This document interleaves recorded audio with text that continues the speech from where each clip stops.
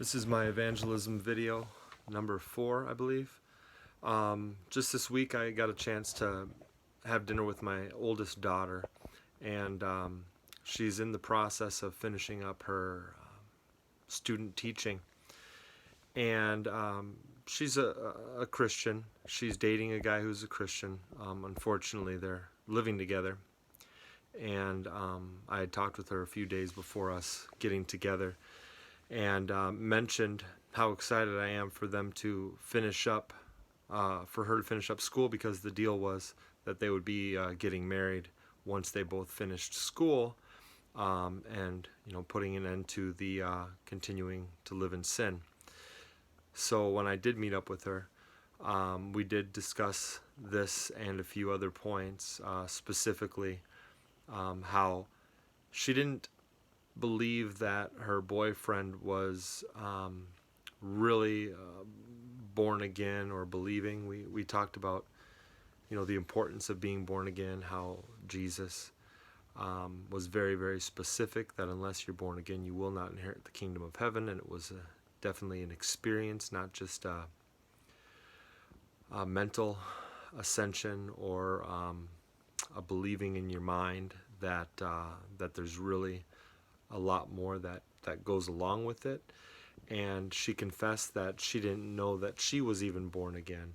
And they currently go to a it's a non-denominational church, very Baptist influenced, Calvinist, one of the biggest churches actually in the Twin Cities, which is called Grace Church. And they've been going together pretty regularly, but she confessed that she doesn't know if the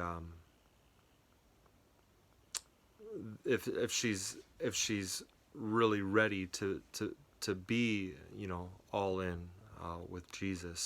So we did get a chance to talk about what that actually meant, and so she better understands. I shared my story, how I was baptized in water in 15, and I believed that I was really born again, but I didn't have more than an emotional experience at that point. Coming out of the water is really exciting, and you hug your pastor and the whole 9 yards, but until I was baptized in the Holy Spirit in January or February of 2019, I didn't know for certain that I was, but I was very certain after that experience.